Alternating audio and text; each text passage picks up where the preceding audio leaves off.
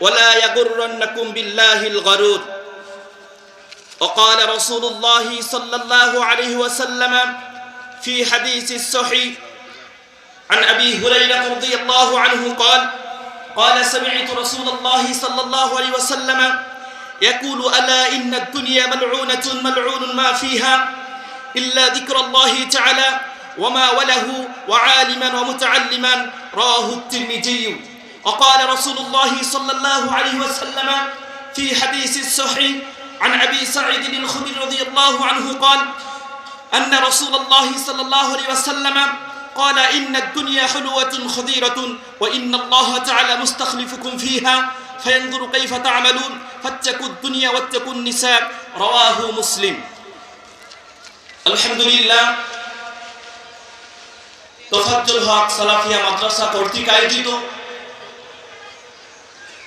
বিশাল ইসলামী সম্মেলনের আজকের শেষ রজনী মঞ্চে উপবিষ্ট উলামায়ে কেরাম, সামনে উপবিষ্ট দূর দূরান্ত থেকে আগত দিনদার ভাইরা, আমি সংক্ষিপ্ত সময়ে আমাকে আজকের পরিচালক সাহেব মাত্র 15 মিনিট সময় দিয়েছেন। এই 15 মিনিটের মধ্যেই জুহুদুদ দুনিয়া অর্থাৎ দুনিয়াদারি ত্যাগ করার মাহাত্ম্য, এই বিষয়টিকে কোরআন এবং সুন্নাহর আলোকে সংক্ষিপ্ত সময়ে আপনাদের সামনে আমি তুলে ধরার চেষ্টা করব। ওমা তাওফিকি ইল্লা বিল্লাহ। মুহতারাম হাজিরিন, আমরা সকলেই জানি এই দুনিয়া ক্ষণস্থায়ী দুনিয়া। এই দুনিয়ার জন্য, এই ক্ষণস্থায়ী দুনিয়ার জন্য আমরা সকলে কম্পিটিশনে পড়ে আছি। আল্লাহ সুবহানাহু ওয়া তাআলা বলছেন, আল্লাহাকুমুত তাকাসুর হাত্তা যুরতুমুল মাকাবির। আল্লাহ সুবহানাহু ওয়া তাআলা বলছেন, তোমরা দুনিয়ার কম্পিটিশনে পড়ে আছো, কিন্তু এই কম্পিটিশন কতদিন? হাত্তা যুরতুমুল মাকাবির, কবরে পৌঁছা পর্যন্ত। মুহতারাম হাজিরিন, এই ক্ষণস্থায়ী দুনিয়াকে আমরা প্রাধান্য দিয়ে থাকি। আল্লাহ সুবহানাহু ওয়া তাআলা বলছেন সূরাতুল আ'লা 16 এবং 17 নং আয়াতে আল্লাহ সুবহানাহু ওয়া তাআলা বলেন, বাল তু'থিরুনাল হায়াতাদ দুনিয়া, তোমরা দুনিয়ার জীবনকে প্রাধান্য দিয়ে থাকো, ওয়াল আখিরাতু খায়রু ওয়া আবকা। অথচ আল্লাহ সুবহানাহু ওয়া তাআলা বলছেন ওয়াল আখিরাতু খায়র ওয়া আবকা, আখিরাত হচ্ছে খায়ের, উত্তম, এবং আবকা চিরস্থায়ী। আল্লাহ সুবহানাহু ওয়া তাআলা সূরা হাশরের মধ্যে বলছেন, আল্লাহ সুবহানাহু ওয়া তাআলা বলেন, ইয়া আইয়ুহাল্লাযীনা আমানুত্তাকুল্লাহ ওয়াল তানজুর নাফসুম মা কদ্দামাত লিগাদ ওয়াত্তাকুল্লাহ ইন্নাল্লাহা খাবীরুম বিমা তা'মালুন। আল্লাহ সুবহানাহু ওয়া তাআলা বলেন, ইয়া আইয়ুহাল্লাযীনা আমানু, হে ঈমানদারগণ, ইত্তাকুল্লাহ, তোমরা আল্লাহকে ভয় করো, ওয়াল তানজুর নাফসুম মা কদ্দামাত লিগাদ, এবং আগামী কালের জন্য, ওয়াল তানজুর, তুমি লক্ষ্য করো, নাফসুম মা কদ্দামাত লিগাদ, আগামী কালের জন্য অগ্রে কি প্রেরণ করেছো সে বিষয়ে লক্ষ্য করো। মুহতারাম হাজিরিন, আমরা অত্র আয়াতের মধ্যে বিষয়টা জানতে পারলাম। আল্লাহ সুবহানাহু ওয়া তাআলা বলছেন, তোমরা আমাকে ভয় করো এবং আগামী কালের জন্য ওয়াল তানজুর নাফসুম মা কদ্দামাত লিগাদ। লিগাদ মানে পরকাল সম্পর্কে আল্লাহ সুবহানাহু ওয়া তাআলা বলছেন, শুধু দুনিয়া করলে হবে না, পরকালের বিষয়টা খেয়াল করিও। মুহতারাম হাজিরিন, ছোট্ট একটা এক্সাম্পল, ছোট্ট একটা উদাহরণ দিয়ে আমি আমার মূল পয়েন্টের কথা বলবো ইনশাআল্লাহ।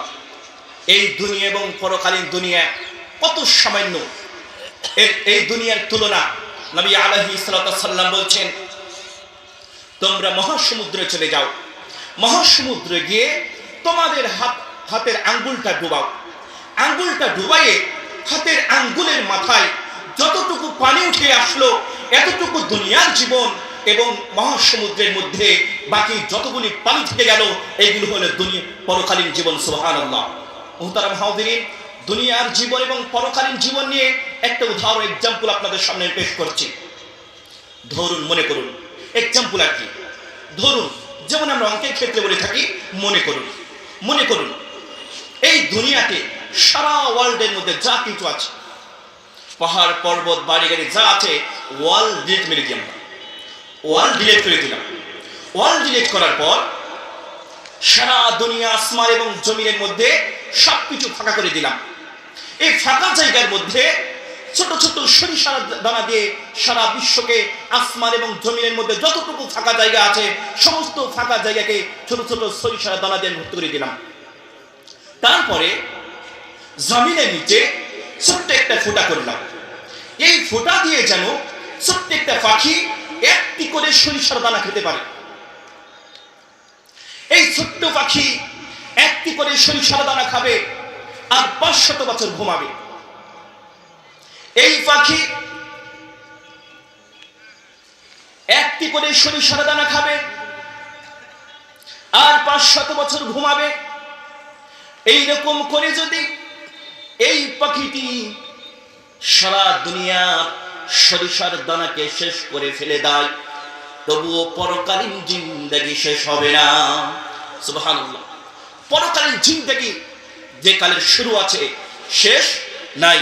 আল্লাহ সুবহানাহু ওয়া তাআলা বলছেন, ইয়া আইয়ুহান নাস, হে মানব মণ্ডলী, হে মানুষ সকল, ইন্না ওয়া'দাল্লাহি হক, নিশ্চয়ই আল্লাহ পাকের ওয়াদা সত্য।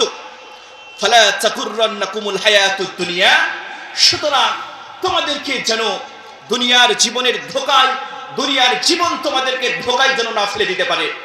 ওয়ালা ইয়াগুররান্নাকুম বিল্লাহিল গারুর, এবং আল্লাহ সম্পর্কে গরুর, ধোঁকাবাজ শয়তান আল্লাহ সম্পর্কে তোমাদেরকে যেন ধোঁকায় না ফেলে দিতে পারে। আল্লাহ সুবহানাহু ওয়া তাআলা সূরা আল ইমরানে 14 নং আয়াত আল্লাহ সুবহানাহু ওয়া তাআলা বলছেন, যুয়্যিনা লিন-নাস হুব্বুশ শাহাওয়াত মিনান নিসাই ওয়াল বানিনা ওয়াল কানাতিরিল মুকান্তারাতি মিনাদ যাহাবি ওয়াল ফিদ্দাতি ওয়াল খাইলিল মুসাওওয়ামাতি ওয়াল আন'আমি ওয়াল হারথ যালিকা মাতাউল হায়াতিদ দুনিয়া ওয়াল্লাহু ইনদাহু হুসনুল মাআব। আল্লাহ সুবহানাহু ওয়া তাআলা বলছেন, যুয়্যিনা লিন-নাস, মানুষের জন্য সৌন্দর্য করে দেওয়া হয়েছে। মানুষের জন্য কি সৌন্দর্য করে দেওয়া হয়েছে? হুব্বুশ শাহাওয়াতি মিনান নিসাই ওয়াল বানিনা, নারীর সৌন্দর্য, কামনা, সন্তান সন্ততির সৌন্দর্য, কামনা বাসনাকে মানুষের জন্য সৌন্দর্য করে দেওয়া হয়েছে। ওয়াল কানাতিরিল মুকান্তারাতি মিনাদ যাহাবি ওয়াল ফিদ্দাতি, স্বর্ণ রৌপ্যের স্তূপকৃত স্বর্ণ রৌপ্যকে মানুষের জন্য সৌন্দর্য করে দেওয়া হয়েছে। ওয়াল খাইলিল মুসাওওয়ামাত, চিহ্নিত ঘোড়াকে তোমাদের জন্য সৌন্দর্য করে দেওয়া হয়েছে। ওয়াল আন'আম, চতুষ্পদ জন্তুকে তোমাদের জন্য সৌন্দর্য করে দেওয়া হয়েছে। ওয়াল হারথ, চাষাবাদকে তোমাদের জন্য সৌন্দর্য করে দেওয়া হয়েছে। মুহতারাম হাজিরিন, আল্লাহ সুবহানাহু ওয়া তাআলা সূরাতুল আল ইমরানের 14 নং আয়াতে আল্লাহ সুবহানাহু ওয়া তাআলা বোঝাতে চাচ্ছে, তোমাদের জন্য দুনিয়ার বাড়ি গাড়ি, টাকা পয়সা, চাকুরি বাকরি, সোনা দানা, নারী, সন্তান সন্ততি, ধন সম্পদ তোমাদের জন্য সৌন্দর্য করে দেওয়া হয়েছে। কিন্তু যালিকা মাতাউল হায়াতিদ দুনিয়া, এই আল্লাহ সুবহানাহু ওয়া তাআলা বলছেন এইগুলো দুনিয়ার ভোগ সামগ্রী মাত্র। আল্লাহ সুবহানাহু ওয়া তাআলা বলছেন, আল্লাহু ইনদাহু হুসনুল মাআব, এবং আল্লাহ সুবহানাহু ওয়া তাআলার নিকটে যা আছে এই সব থেকে ওইগুলো উত্তম এবং চিরস্থায়ী। মুহতারাম হাজিরিন, আল্লাহ সুবহানাহু ওয়া তাআলা বলছেন, ওমা হাদিহিল হায়াতিদ দুনিয়া ইল্লা লাহবু ওয়া লাইব। আল্লাহ সুবহানাহু ওয়া তাআলা বলছেন, দুনিয়ার জীবন খেল তামাশা, প্রতিযোগিতা, খেল তামাশা ছাড়া আর কোনো কিছুই নয়। ওয়া ইন্নাদ দারাল আখিরাতা লাহিয়াল হায়াত লাউ কানু ইয়ালামুন। অর্থাৎ আল্লাহ সুবহানাহু ওয়া তাআলা বলছেন, দুনিয়ার জীবন ভোগ সামগ্রী, খেল তামাশা, প্রতিযোগিতা, এইগুলো ছাড়া আর কোনো কিছুই নয়। কিন্তু পরকাল হচ্ছে চিরস্থায়ী। এইগুলোর থেকে পরকালে যা আছে উত্তম এবং চিরস্থায়ী। মুহতারাম হাজিরিন, আল্লাহ সুবহানাহু ওয়া তাআলা নবী সাল্লাল্লাহু আলাইহি ওয়াসাল্লাম বলছেন, আলা ইন্নাদ দুনিয়া, তোমরা জেনে রাখো, ইন্নাদ দুনিয়া, নিশ্চয়ই দুনিয়া, মালউনাতুন, নিশ্চয়ই দুনিয়া অভিসম্পাত, অভিশপ্ত দুনিয়া। মালউনুন, মালউনাতুন, মালউনুন মা ফিহা, দুনিয়া এবং দুনিয়ার মধ্যে যা কিছু আছে সবকিছু আল্লাহ সুবহানাহু ওয়া তাআলা নবী সাল্লাল্লাহু আলাইহি ওয়াসাল্লাম বলেছেন, দুনিয়া এবং দুনিয়ার মধ্যে যা কিছু আছে সবকিছু হলো অভিশপ্ত। ইল্লা, ইস্তিসনা করছেন নবী সাল্লাল্লাহু আলাইহি ওয়াসাল্লাম, ইল্লা যিকরাল্লাহি তাআলা ওয়া মা ওয়ালাহু ওয়া আলিমান ওয়া মুতাআল্লিমান। মুহতারাম হাজিরিন, নবী সাল্লাল্লাহু আলাইহি ওয়াসাল্লাম বলছেন, দুনিয়া হলো অভিসম্পাত, অভিশপ্ত দুনিয়া। তবে দুনিয়ার মধ্যে কি কি বিষয় অভিশপ্ত নয়? ইল্লা যিকরাল্লাহি তাআলা, আল্লাহ সুবহানাহু ওয়া তাআলার জিকির এবং জিকিরের সাথে সম্পৃক্ত বিষয়। ওয়া আলিমান ওয়া মুতাআল্লিমান, এবং কোরআন সুন্নাহর শিখনেওয়ালা, যিনারা পাঠদানকারী এবং শিক্ষার্থী, শিক্ষক এবং শিক্ষার্থী, কোরআন সুন্নাহ যারা শিখে এবং যারা শিখায়, তারা আল্লাহ সুবহানাহু ওয়া তাআলা, নবী সাল্লাল্লাহু আলাইহি ওয়াসাল্লাম বলছেন তারা অভিশপ্ত নয়, তারা অভিশপ্ত দুনিয়ার মধ্যে যা কিছু আছে সবকিছু অভিশপ্ত। আল্লাহ সুবহানাহু ওয়া তাআলা, নবী সাল্লাল্লাহু আলাইহি ওয়াসাল্লাম বলছেন দুনিয়া এবং দুনিয়ার মধ্যে যা কিছু আছে সবকিছু অভিশপ্ত। নবী সাল্লাল্লাহু আলাইহি ওয়াসাল্লাম বলছেন তবে অভিশপ্ত ওই বিষয় নয়, আল্লাহর জিকির এবং জিকিরের সাথে সম্পৃক্ত বিষয়। ওয়া আলিমান ওয়া মুতাআল্লিমান। নবী সাল্লাল্লাহু আলাইহি ওয়াসাল্লাম বলছেন ইন্নাদ দুনিয়া হুলওয়াতুন খাদিরাতুন, এই দুনিয়া সবুজে শ্যামলে ভরা সুমিষ্ট দুনিয়া। আল্লাহ সুবহানাহু ওয়া তাআলা ওয়া ইন্নাল্লাহা তাআলা মুস্তাখলিফুকুম ফিহা, আল্লাহ সুবহানাহু ওয়া তাআলা এই সবুজ শ্যামল এই সুন্দর পৃথিবীতে তোমাদেরকে প্রতিনিধি হিসাবে আল্লাহ সুবহানাহু ওয়া তাআলা পাঠিয়েছেন। কেন পাঠিয়েছেন? ফায়ানজুরু কাইফা তা'মালুন, আল্লাহ সুবহানাহু ওয়া তাআলা দেখতে চান তোমরা কেমন আমল করো। নবী সাল্লাল্লাহু আলাইহি ওয়াসাল্লাম বলছেন আল্লাহ রাব্বুল আলামিন এই দুনিয়াতে পাঠিয়েছেন এই সবুজ শ্যামলে ভরা এই দুনিয়াতে আল্লাহ সুবহানাহু ওয়া তাআলা ওয়া ইন্নাল্লাহা মুস্তাখলিফুকুম ফিহা, আল্লাহ সুবহানাহু ওয়া তাআলা তোমাদেরকে এই দুনিয়াতে প্রতিনিধি হিসাবে প্রেরণ করেছেন। কেন? ফায়ানজুরু কাইফা তা'মালুন, আল্লাহ সুবহানাহু ওয়া তাআলা দেখতে চান তোমরা কেমন আমল করো। সুতরাং হে দুনিয়ার মানুষ সকল, তোমরা দুইটা জিনিস থেকে বেঁচে থাকো, ফাত্তাকুদ দুনিয়া ওয়াত্তাকুন নিসা, তোমরা দুইটা জিনিস থেকে বেঁচে থাকো। এক, দুনিয়ার ফিতনা, দুই, নারীর ফিতনা। মুহতারাম হাজিরিন, এই দুইটা ফিতনা খুব মারাত্মক ফিতনা। এই দুইটা ফিতনা থেকে কেউ যদি বেঁচে থাকতে পারে, এই ব্যক্তির দুনিয়া পরকালে উভয় জগতে তার লাইফ সাকসেস হবে ইনশাআল্লাহ। মুহতারাম হাজিরিন, বিশিষ্ট সাহাবী হযরত আবু হুরায়রা রাদিয়াল্লাহু আনহু বর্ণনা করেন নবী সাল্লাল্লাহু আলাইহি ওয়াসাল্লাম বলেছেন মান আখাযা আন্নি হাউলাইল কালিমাতি, কে আছো? এমন কি কোন ব্যক্তি এখানে আছে? নবী সাল্লাল্লাহু আলাইহি ওয়াসাল্লাম বলছেন মান আখাযা আন্নি হাউলাইল কালিমাতি, তোমাদের মধ্যে এমন কি কোন ব্যক্তি আছে আমি কিছু বাক্য বলবো, এই বাক্যগুলো আমার কাছ থেকে গ্রহণ করবে। ফায়ামালু বিহিন্না আও ইউআল্লামু মা ইয়ামালু বিহিন্না, নবী সাল্লাল্লাহু আলাইহি ওয়াসাল্লাম বলেন এই বাক্যগুলো সে নিজে আমল করবে অথবা আমার কাছ থেকে গ্রহণ করে মানুষের কাছে পৌঁছে দিবে, যাতে করে মানুষের আমল করতে পারে। এমন কি কোনো ব্যক্তি এখানে আছে? নবী সাল্লাল্লাহু আলাইহি ওয়াসাল্লাম প্রশ্ন করলেন, সাহাবীরা বলেন কুলতু ইয়া রাসূলুল্লাহ, হযরত আবু হুরায়রা রাদিয়াল্লাহু আনহু বলছেন আমি বললাম, কুলতু ইয়া রাসূলুল্লাহ, আমি বললাম হে আল্লাহর রাসূল আমি আছি সেই ব্যক্তি। ফাআখাযা বিয়াদি, নবী সাল্লাল্লাহু আলাইহি ওয়াসাল্লাম ফাআখাযা বিয়াদি, আমার হাতকে নবী সাল্লাল্লাহু আলাইহি ওয়াসাল্লাম ধরলেন। ফাআদ্দা খামসান, নবী সাল্লাল্লাহু আলাইহি ওয়াসাল্লাম পাঁচটি বাক্য আমার সামনে বর্ণনা করলেন, পাঁচটি বাণী আমাকে শোনালেন, পাঁচটি কথা আমাকে বললেন। ফাআদ্দা খামসান, নবী সাল্লাল্লাহু আলাইহি ওয়াসাল্লাম আমার হাত ধরলেন। ফাআখাযা বিয়াদি, নবী সাল্লাল্লাহু আলাইহি ওয়াসাল্লাম আমার হাত ধরলেন। ফাআদ্দা খামসান, অতঃপর পাঁচটি বাক্য আমাকে শিখিয়ে দিলেন, পাঁচটি বাক্য আমাকে বললেন, পাঁচটি কথা বললেন। নবী সাল্লাল্লাহু আলাইহি ওয়াসাল্লাম বলেন আবু হুরায়রা ইত্তাকিল মাহারিম, আবু হুরায়রা তুমি হারাম থেকে বেঁচে থাকবে। আবু হুরায়রা ইত্তাকিল মাহারিমা, আবু হুরায়রা তুমি হারাম থেকে বেঁচে থাকবে। তাকুন আ'বুদান নাস, তাহলে তুমি প্রকৃত ইবাদতকারী হতে পারবে। এই কথা মনে বোঝাতে পারিনি আপনাদের। মুহতারাম হাজিরিন, নবী সাল্লাল্লাহু আলাইহি ওয়াসাল্লাম বিশিষ্ট সাহাবী হযরতে আবু হুরায়রা রাদিয়াল্লাহু আনহু বলে, আবু হুরায়রা ইত্তাকিল মাহারিমা, তুমি হারাম থেকে বেঁচে থাকবে, তাহলে তাকুন আ'বুদান নাস, তাহলেই তুমি প্রকৃত ইবাদতকারী হতে পারবে। মুহতারাম হাজিরিন, হারাম ভক্ষণ করে কোনো ইবাদত কবুল হবে না, হবে না, হবে না। হারাম ভক্ষণ করে যত বড়ই ইবাদতকারী হোক না কেন, সেই ইবাদত আল্লাহ সুবহানাহু ওয়া তাআলা কবুল করবেন না। মুহতারাম হাজিরিন, আমরা শরীরকে নিট এন্ড ক্লিন করছি কি দিয়ে? সাবান, শ্যাম্পু, এভরিথিং ইত্যাদি ইত্যাদি, ওয়াল ক্লিয়ার, লাইফ বয়, মুক্তুম সব দিয়ে আমার শরীরকে নিট এন্ড ক্লিন বানিয়ে ফেললাম।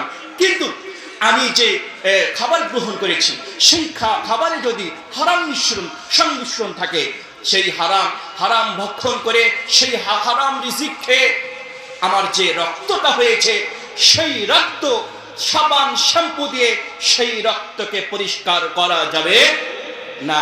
সুতরাং মুহতারাম হাজিরিন, হারাম ভক্ষণ করে হারাম রিজিক খেয়ে আমি যদি ইবাদত করি, এই ইবাদত আল্লাহ সুবহানাহু ওয়া তাআলা কবুল করবেন না। নবী সাল্লাল্লাহু আলাইহি ওয়াসাল্লাম বলেন, আবু হুরায়রা ইত্তাকিল মাহারিম, আবু হুরায়রা তুমি হারাম থেকে বেঁচে থাকবে, তাকুন আ'বুদান নাস, তাহলে তুমি প্রকৃত ইবাদতকারী হতে পারবে।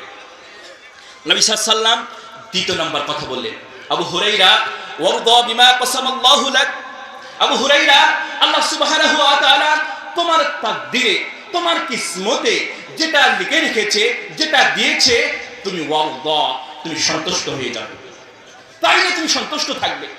তুমি যদি এটা করতে পারো, নবী সাল্লাল্লাহু আলাইহি ওয়াসাল্লাম বলছেন, তাকুন আগনান নাস, তাহলে মানুষের মধ্যে সব থেকে তুমি ধনী মানুষ। তোমার কোনো কিছুই না, কিন্তু আল্লাহ তোমাকে যেটা দিয়েছে এটা নিয়ে তুমি যদি সন্তুষ্ট থাকতে পারো, নবী সাল্লাল্লাহু আলাইহি ওয়াসাল্লাম বলছেন, তাকুন আগনান নাস, মানুষের মধ্যে সব থেকে বড় ধনী তুমি। আবু হুরায়রা ওয়া আহসিন ইলা জার, আবু হুরায়রা তুমি তোমার প্রতিবেশীর সাথে ভালো আচরণ করবে। আবু হুরায়রা তাকুন মুমিনান, তাহলে তুমি প্রকৃত মুমিন হতে পারবে। মুহতারাম হাজিরিন, শুধু নামাজ পড়তে দেখেই ভালো মানুষ বলা যাবে না। আয়ের পাশে আয় থাকতে হবে, বাড়ির পাশে বাড়ি থাকতে হবে, তাহলে বোঝা যাবে ওই লোকটি ভালো মানুষ কিনা। যদি কোনো প্রতিবেশী বলে আমার এই প্রতিবেশী খুব ভালো মানুষ, তাহলে ওই লোকটি আসলেই ভালো মানুষ। আবু হুরায়রা ওয়া আহসিন ইলা জারিকা, তুমি তোমার প্রতিবেশীর সাথে ভালো আচরণ করবে, তাকুন মুমিনান, তাহলে তুমি প্রকৃত মুমিন হতে পারবে। আবু হুরায়রা ওয়া উহিব্বা লিন-নাস মা তুহিব্বু লিনাফসিক, আবু হুরায়রা তোমার নিজের জন্য যেটা পছন্দ করবে সেটাও তুমি মানুষের জন্য পছন্দ করবে। তোমার নিজের জন্য যেটা পছন্দ করবে, ওয়াহিব্বা লিন-নাস, মানুষের জন্য সেই বিষয়টা তুমি পছন্দ করবে, মা তুহিব্বু লিনাফসিক, তোমার নিজের জন্য যেটা পছন্দ করো। মুহতারাম হাজিরিন, দুই ভাইয়ের ভাগ বটোয়ারা শুরু করেছে। আপনি বলছেন ভাগ যা করবেন করেন, তাল গাছটা আমার। জি না, আপনি তাল গাছ নিলে হবে না। আপনি আপনার নিজের জন্য তাল গাছ পছন্দ করছেন, আপনার ভাইয়ের জন্য যতক্ষণ তাল গাছ পছন্দ না করতে পারবেন ততক্ষণ আপনি মুমিন হতে পারবেন না। মুহতারাম তাকুন মুসলিমা, নবী সাল্লাল্লাহু আলাইহি ওয়াসাল্লাম বলছেন, আবু হুরায়রা এই আমলটা তুমি যদি করতে পারো, তুমি প্রকৃত মুসলমান হতে পারবে। সর্বশেষ কথা, 5টি বাক্যের সর্বশেষ বাক্য নবী সাল্লাল্লাহু আলাইহি ওয়াসাল্লাম আবু হুরায়রা রাদিয়াল্লাহু আনহুকে বলছেন, আবু হুরায়রা ওয়ালা তুকসিরু যাহিকা, আবু হুরায়রা তুমি বেশি হাসবে না, তুমি বেশি হাসবে না। ফাইন্না কাসরাতু যাহিকা তুমিতুল কলব, আবু হুরায়রা তুমি যদি বেশি হাসো তাহলে তোমার অন্তর মরে যাবে। মুহতারাম হাজিরিন, আজকে এই মঞ্চে বসে যিনারা দিনের কথা বলছে, তিনারা মানুষকে বেশি হাসাচ্ছে, মঞ্চটা নাট্য মঞ্চ হয়ে গেছে। সুতরাং আমি আর কথা বাড়াচ্ছি না, এই 5টি বাক্য সহ যতটা আলোচনা করলাম সংক্ষিপ্ত সময়, আমি সহ প্রত্যেককে বাস্তব জীবনে অনুধাবন করে বাস্তব জীবনে আমল করার তৌফিক দান করুন। আমরা সকলে আল্লাহুম্মা আমিন, এই আশা ব্যক্ত রেখে আজকের কথা শেষ করছি। ওমা আলাইনা ইল্লাল বালাগ। আসসালামু আলাইকুম ওয়া রাহমাতুল্লাহি ওয়া বারাকাতুহু। জাযাকাল্লাহু খাইরান জাযা। আমার বন্ধুবর মাওলানা আব্দুল্লাহ ওয়া রাহমাতুল্লাহ। ইন্নাল হামদুলিল্লাহ নাহমাদুহু ওয়া নুসাল্লি আলা রাসূলিল কারীম, আম্মা বা'দ। فقد قال الله تعالى في كلامه المجيد: فأعوذ بالله من الشيطان الرجيم. إن الدين عند الله الإسلام. وقال الله تعالى في كلامه الآخر: ومن يبتغي غير الإسلام دينا فلن يقبل منه وهو في الآخرة من الخاسرين.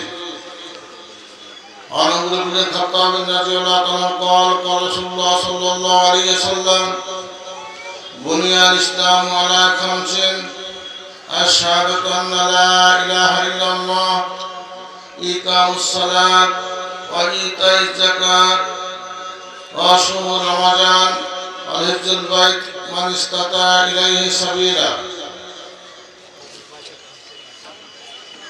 محترم সভাপতি,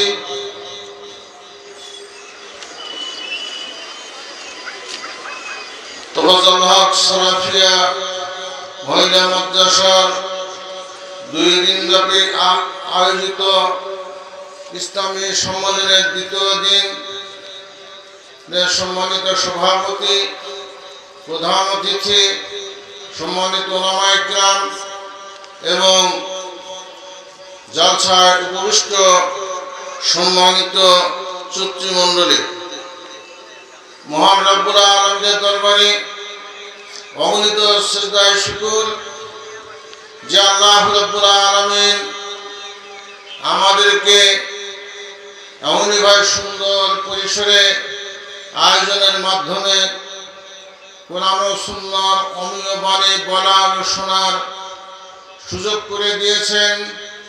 সেই মহান রব্বুল আলামিনের দরবারে জানাই অগণিত তারিফ ও প্রশংসা। সবাই বলে আলহামদুলিল্লাহ। দরুদ ও সালাম বর্ষিত হোক মানবতার মুক্তির দূত আখিরি নবী সরওয়ারে কায়নাত রাহমাতুল লিল আলামিন খাতামুন নবীন জনাব মুহাম্মদুর রাসূলুল্লাহ সবাই বলে সাল্লাল্লাহু আলাইহি ওয়াসাল্লাম। সম্মানিত উপস্থিতি, আজকে এই জালসায় আসতে পেরে আপনারা বেজার হয়েছেন না খুশি হয়েছেন?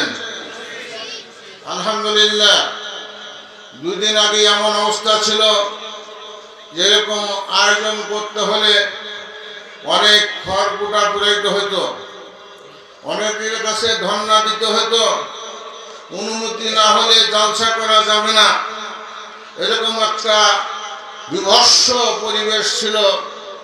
আল্লাহ রাব্বুল আলামিন যে অবস্থা থেকে আমাদেরকে উত্তোলন করেছেন, নিষ্কৃতি দিয়েছেন, আমার সবাই আমরা তারিফ করি, সবাই বলেন আলহামদুলিল্লাহ। সম্মানিত উপস্থিতি, আমি আপনাদের কাছ থেকে অল্প সময়ের মধ্যে বিদায় নেব বিধায় পূর্বেই শুরুতেই কিছু কথা বলে বিদায় আরজ করেছি, যার জন্য এই সময় ওঠা। আমি আপনাদের সম্মুখে মহাগ্রন্থ আল কোরআন থেকে সূরা আল ইমরানের 1985 নম্বর আয়াত তেলাওয়াত করেছি। আলোচনা তো আপনারা গতকালও শুনেছেন, আজও শুনবেন। এছাড়াও আমাদের দেশে জালসা এত পরিমাণ হয়, যদি আর 1000 ভাগের 1 ভাগও আমরা আমল করতাম, তাহলে আমরা পূর্ণাঙ্গ মুসলমান হইতে বেশি সময় রাখত না। দুর্ভাগ্য হল আমরা জালসা করি, আর জালসার আয়োজকরা আয়োজন করেন, আমরা বক্তৃতা দেই, শ্রোতারা শোনে, এ পর্যন্তই শেষ।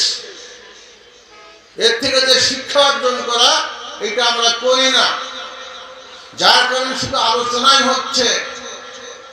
এই ধর্মীয় জালসা থেকে, ইসলামী জালসা সম্মেলন থেকে আমরা কোনো শিক্ষা অর্জন করছি না। অথচ আমরা অধিকাংশই এদেশের যে জনশক্তি আছে বাংলাদেশের, তার 95% মুসলমান। আমরা মুসলমান হিসাব স্বীকৃত, আর মুসলমান হওয়ার কারণে বাংলাদেশ নামক এই ভূখণ্ডটা বাংলাদেশ হয়েছে। এর পূর্বে ছিল পূর্ব পাকিস্তান। এর কেন হলো পশ্চিম পাকিস্তান শুধু পশ্চিমে, মাঝখানে ভারত রাষ্ট্র, ইন্ডিয়া, এরপরে এইটুকু বাংলাদেশ হলো কেন? একটাই কারণ, এদেশে এই ভূখণ্ডটাতে মুসলমানের সংখ্যা বেশি, বিধায় হিন্দুত্ববাদীদের সাথে এদিকে মিলানো যাবে না। ওদের তাহজিব তামাদ্দুন, ওদের চলাফেরা, ওদের ইবাদত বন্দেগী, ওদের উপাসনা আমাদের ইবাদত বন্দেগী এক নয়, ওদের সাথে গুনবে না। এজন্যই এই মুসলমানদেরকে এই ভূখণ্ডটা আলাদা করে দেওয়া হয়েছে। এটা এমনি এমনিতে হয় নাই। সম্মানিত হাজরিন, এই মুসলমান ও ইসলাম সম্পর্কে আমি আপনাদের দুটি কথা বলে বিদায় আরজ করব। আমি যদি আপনাদেরকে প্রশ্ন করি, বলুন তো আমাদের রব কে? আল্লাহ। যদি বলেন যে আমাদের জীবন বিধান কি? আল কোরআন। যদি বলেন যে আমাদের নবীকে, তাহলে কি বলবেন? আমাদের দিন কি? ইসলাম। এই যে চারটা প্রশ্ন, এই প্রশ্নের সাথে কেউ কি দ্বিমত পোষণ করার আছেন? সাধারণত এই চারটি প্রশ্নের সাথে কেউ দ্বিমত পোষণ করে না, কিন্তু দেখা যাচ্ছে এখানে জি সবটাই জবাব দেয়। আর রব হচ্ছেন আল্লাহ, দিন হচ্ছে ইসলাম, নবী হচ্ছেন মুহাম্মদ ইসলাম, আর আল কোরআন হচ্ছে আল্লাহর সর্বশেষ পূর্ণাঙ্গ জীবন ব্যবস্থা। এটা আমরা সবাই জানি, কিন্তু তারপরেও দেখা যাচ্ছে যে আমরা একই ময়দানে, একই দেশে, একই জেলাতে, একই গ্রামে বসবাস করি। দেখেন বিভিন্ন মতাবলম্বী মানুষ, বিভিন্ন জন বিভিন্ন দলে বিভক্ত, কেউ রাজনীতির নামে, কেউ ধর্মনীতির নামে বিভক্ত হয়ে আছে। এই বিভক্ত হওয়াটা মুসলমানদের জন্য শোভনীয় কি না, এইটাই আমি আপনাদের কাছে প্রশ্ন রেখে আমার কথার ইতি টানব। মহান রব্বুল আলামিন বলছেন, ইন্নাদ দীনা ইনদাল্লাহিল ইসলাম। আল্লাহর নিকট মনোনীত দিন হচ্ছে কি? কি ভাই? মনোনীত দিন হচ্ছে ইসলাম। দিন শব্দের অর্থ কি? দিন শব্দের অর্থ কি? এটাকে আমরা একবার চিন্তা করেছি। দিন শব্দের অবস্থা হচ্ছে জীবন ব্যবস্থা। আল্লাহর নিকট মনোনীত জীবন ব্যবস্থা হচ্ছে কি? ইসলাম। ইসলামী জীবন ব্যবস্থা, এক কথায় ইসলামী জীবন ব্যবস্থা। আমরা যেহেতু মুসলিম, আমাদের জীবন ব্যবস্থা হচ্ছে ইসলাম, আর এইটাই আল্লাহর নিকট মনোনীত। এখন আমরা জীবন ব্যবস্থা বলতে কোনটা বুঝবো? শুধু 5 ওয়াক্ত নামাজের সময় এইটা ইসলাম। বছর মাঝে রমজান মাসে রোজা রাখি, সিয়াম রাখি, এটা ইসলাম। হজের সময় মক্কায় গিয়ে হজ করি, এটাই ইসলাম।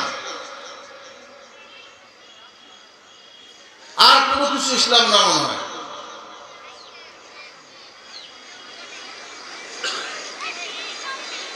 যে আল্লাহ রাব্বুল আলামিনের রাজি ও খুশি করার জন্য, আল্লাহ সন্তুষ্টির জন্য আমি সিয়াম পালন করি, সালাত আদায় করি, যাকাত দেই, হজ করি, ওই আল্লাহর সন্তুষ্টির জন্যই আমাকে আল্লাহর বিধানে, নাজিলকৃত বিধানে যে জীবন ব্যবস্থা আছে, ব্যক্তিগত জীবন, পারিবারিক জীবন, সামাজিক জীবন, রাজনৈতিক জীবন, অর্থনৈতিক জীবন, পররাষ্ট্র জীবন, শিক্ষা জীবন, যে জীবনই বলেন না কেন, সেটাই হচ্ছে আল্লাহর দেওয়া জীবন ব্যবস্থা অনুযায়ী পরিচালনা করা। কেননা শুধু সালাতের সময় ইসলাম, আর রাজনীতির সময় গায়ের ইসলাম। সিয়ামের সময় ইসলাম, আল্লাহ এবং রাসূল যেভাবে বলছেন সেইভাবে করব। আর কি অর্থনীতির সময় আল্লাহ এবং রাসূল সেখানে রাখবো না। কি বলেন? তাহলে কি ঠিক হবে? কি ভাই কথা বলেন, এখন বুঝতেছেন না? আমরা যদি কিছু কিছু ক্ষেত্রে ইসলাম পালন করি আর অন্যান্য ক্ষেত্রে পালন করি না, তাহলে কি এটা ইসলাম হবে না? পরিষ্কার কথা। আল্লাহ বলছেন, ইয়া আইয়ুহাল্লাযীনা আমানু, হে বিশ্বাসীরা, উদখুলু ফিস সিলমি কাফা, তোমরা ইসলামে পরিপূর্ণভাবে প্রবেশ করো।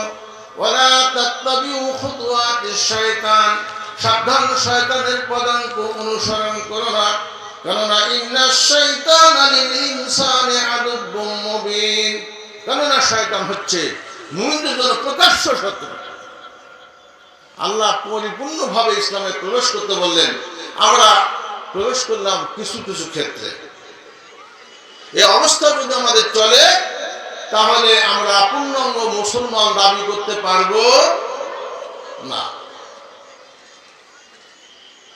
পূর্ণাঙ্গ যদি মুসলিম দাবি করতে চাই, তাই ইসলামের যত দিক ও বিভাগ আছে, সব বিষয় প্রতি আমাকে ঈমান আনতে হবে, এবং সেই অনুযায়ী ইসলামের বিধান অনুযায়ী, রাসূলের পদ্ধতি অনুযায়ী আমাকে আমল করতে হবে।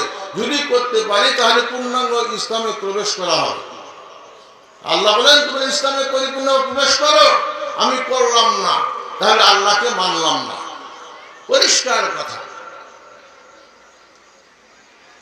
আজকে আমরা দেখেন আহলুল হাদিস, বিশেষ করে আহলুল হাদিস, আমরা যারা হাদিসদেরকে বলি, সালাফি বলি, আমরা সালাতের ক্ষেত্রে খুবই স্বচ্ছতা অবলম্বন করি। সহিহ হাদিসের পথ এবং পদ্ধতি আমরা অবলম্বন করি। রাজকান্না আল্লাহ রাসূল সাল্লাল্লাহু আলাইহি ওয়াসাল্লাম বলেছেন, সাল্লু কামা রাআইতুমুনি উসাল্লি, তোমরা যেভাবে আমাকে সালাত করতে দেখেছো সেভাবে সালাত আদায় করো। অনুরূপভাবে রাসূলের পদ্ধতি অনুযায়ী আমরা সিয়াম পালন করি। হজ করতে গেলেও রাসূলের এই কথা স্মরণ করি। রাসূল বলেছেন, খুযু আন্নী মানাসিকাকুম, তোমরা আমার পক্ষ থেকে হজের নিয়ম নীতি শিখে নাও। আমরা সেজন্য চেষ্টা করি হজের মধ্যে যেন কোনো শিরক এবং বিদআত প্রবেশ না করে আমাদের আমলটা যেন সহি হয়। কিন্তু হজ করলাম সহিভাবে, সালাত করলাম সহিভাবে, আর সিয়াম পালন করলাম সহিভাবে, সমাজ পরিচালনা করলাম শয়তানের তাগুতের অনুসরণে, তাহলে কি আমি মুসলমান থাকবো? রাষ্ট্র পরিচালনা করলাম বিজাতীয় মতাদর্শ অনুকূলে, অর্থনৈতিক লেনদেন করলাম শিরকি পদ্ধতিতে, সুদ ভিত্তিক অর্থনৈতিক লেনদেন করলাম, তাহলে সুদ হালাল না হারাম? এবার সুদ হালাল না হারাম? তাহলে হারাম হলে আমি মসজিদে যতই ইবাদত করতেছি, বাইরে গিয়ে আমি সুদ ভিত্তিক কর্মকাণ্ডে লিপ্ত হয়ে যাচ্ছি, তাহলে ঈমান থাকতেছে? মুসলমানিত্ব থাকতেছে? পরিপূর্ণ ইসলামের মধ্যে আমি থাকলাম? আমি কিছুটা ইসলাম, কিছুটা গায়ের ইসলাম। সিয়াম পালন করতেছি রাসূলের পদ্ধতি অনুযায়ী। রাসূল সাল্লাল্লাহু আলাইহি ওয়াসাল্লাম বলেছেন, তোমরা সূর্যাস্তের সাথে সাথে সিয়াম ইফতার করবে। দিন ততদিন বিজয় থাকবে যতদিন পর্যন্ত সায়েম দ্রুত ইফতার করবে। আমরা খুব শুনে খুশি হয়েছি, বাহ, সূর্যাস্তের সাথে সাথে ইফতার করবো, দেরি করবো না। কত সুন্দর কথা। আমরা আহলুল হাদিসরা দেরি না করি, রাসূলের এই পদ্ধতি অনুযায়ী করি। আমরা খুব আগে ইফতার সহজ, সূর্য অস্তের সাথে সাথে ইফতার করি। ভালো, রাসূলের আনুগত্য করলাম, একটা সুন্নত পালন করলাম, সহি শুদ্ধভাবে আমরা সিয়াম পালন করলাম। কিন্তু যখনই আমি রাষ্ট্রীয় ব্যবস্থাতে যাচ্ছি, তখন দেখা যাচ্ছে বিজাতীয় রীতি ওইগুলো অনুযায়ী আমি চলছি, তাহলে কি ওইখানে আমাকে ইসলামের বাইরে যাওয়া হলো না? ইসলাম থেকে আমি অন্যত্র পদ্ধতি অবলম্বন করলাম, এখানেই তো সমস্যা। হজের ক্ষেত্রে রাসূলের পদ্ধতি হজ করলাম, আমাদের শিক্ষানীতির ক্ষেত্রে বিজাতীয় শিক্ষা ব্যবস্থাকে আমি সেভাবে ঢেলে সাজাচ্ছি। ইসলামী শিক্ষা ব্যবস্থার কোনো গুরুত্ব নাই।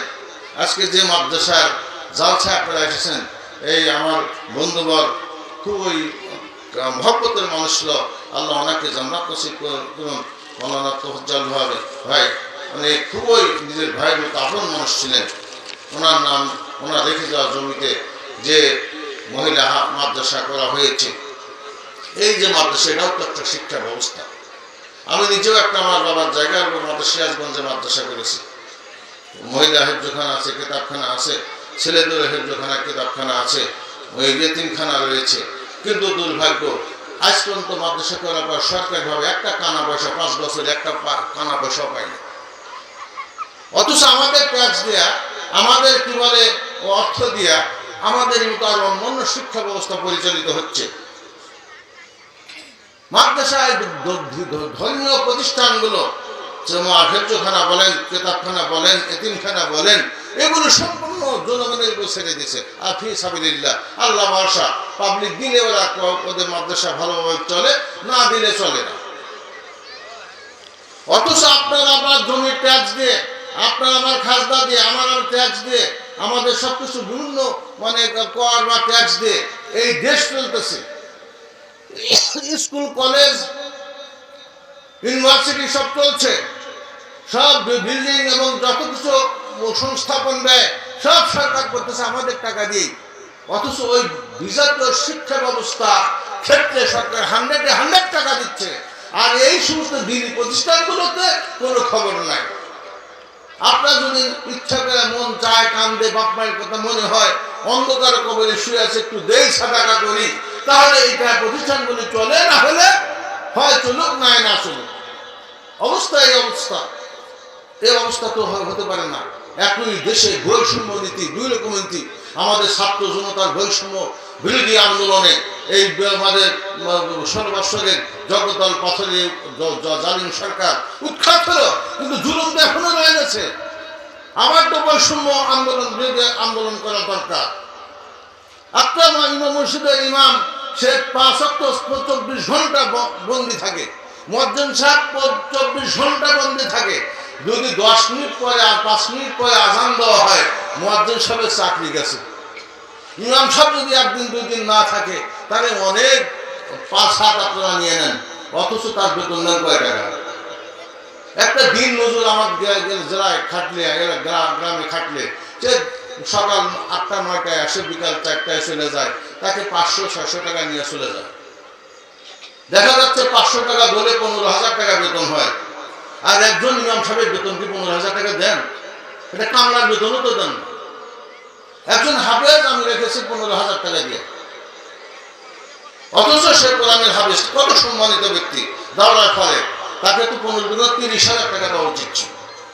সে দিনেও পড়ায়, রাতেও পড়ায়, সবসময় ছেলে মেয়েদের খেদমত আঞ্জাম দেয়, অথচ তার কোনো আমরা মূল্যায়ন করি না। এইভাবে দেখে মুসলমান ওলামাদের ইসলামী শিক্ষা ব্যবস্থা আজও অবহেলিত, লাঞ্ছিত। একটাই কারণ, ইসলাম সম্পর্কে আমাদের ধারণা ঠিক নাই। আমরা গতানুগতিক ইসলাম পালন করছি। এই অবস্থা আমাদের মানে উঠে আসা উচিত, সরে আসা উচিত। পূর্ণাঙ্গভাবে আমাদেরকে মুসলমান হওয়া উচিত, পূর্ণাঙ্গভাবে ইসলামে দাখিল হওয়া, প্রবেশ করা উচিত। আল্লাহ বলে, যদি আপনি না হন, আপনি আংশিক এই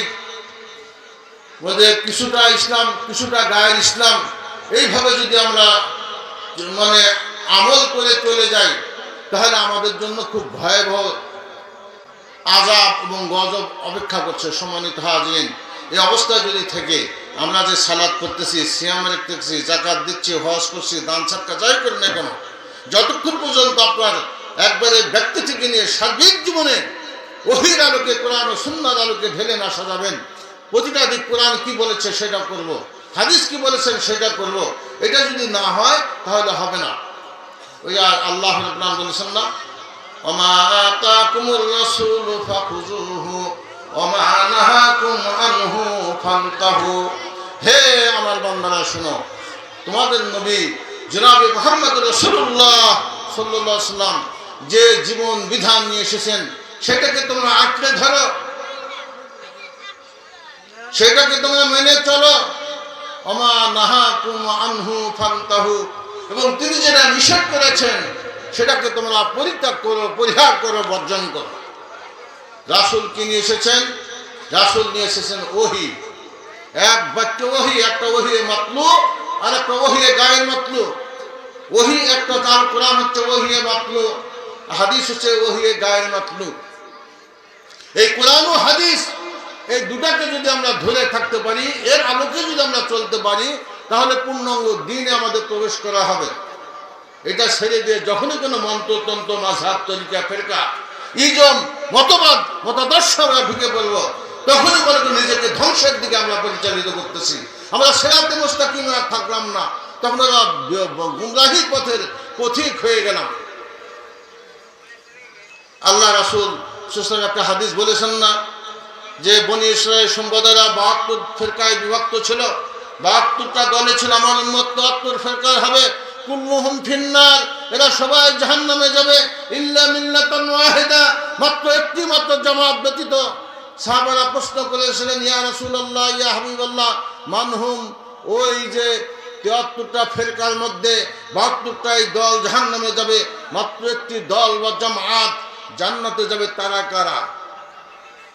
আল্লাহর হাবিব মহানবী মুহাম্মদ রাসূলুল্লাহ সাল্লাল্লাহু আলাইহি সাল্লাম দাক্ষিণ কণ্ঠে বলে দিলেন, মা আনা আলাইহি ওয়া আসহাবিহি, যারা আমার এবং আমার সাহাবীদের আদর্শের উপর থাকবে তারাই হবে সেই জান্নাতি দল। বলেন সুবহানাল্লাহ।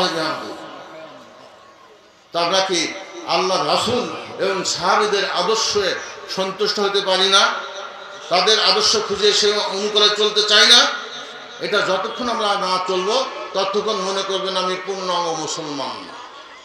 আর পূর্ণাঙ্গ মুসলমান না হয়ে আপনি যতই ইবাদত করেন না কেন, এই ইবাদত কোনো কাজে আসবে না। আমি আব্দুল লতিফ নিজে বলতেছি না, এটা আল্লাহ বলছেন। ওই যে আয়াতটা আপনাদের সম্মুখে তেলাওয়াত করেছি সূরা আল ইমরানের 85 নম্বর আয়াতে আল্লাহ রাব্বুল আলামিন বলেছেন, ওমাই ইয়াবতাগি গায়রাল ইসলামি দীনান ফালা ইউকবালা মিনহু ওয়া হুয়া ফিল আখিরাতি মিনাল খাসিরিন।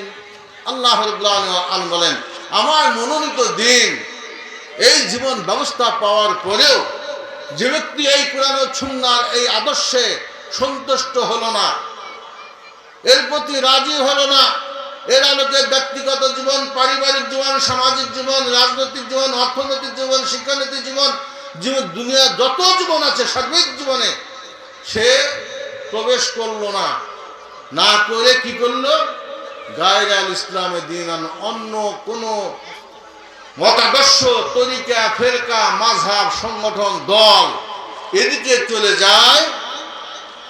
আল্লাহ রাব্বুল আলামিন বলেন, ফালা ইউকবালা মিনহু, জেনে রাখো তাদের থেকে কিছুই কবুল করা হবে না। ওয়া হুয়া ফিল আখিরাতি মিনাল খাসিরিন, এরা আখিরাতে হবে চরম ক্ষতিগ্রস্ত। আমরা একটু আগে একজন বক্তা বলেছেন, দুনিয়া সংকীর্ণ, আখিরাত অনন্তকালের জগৎ।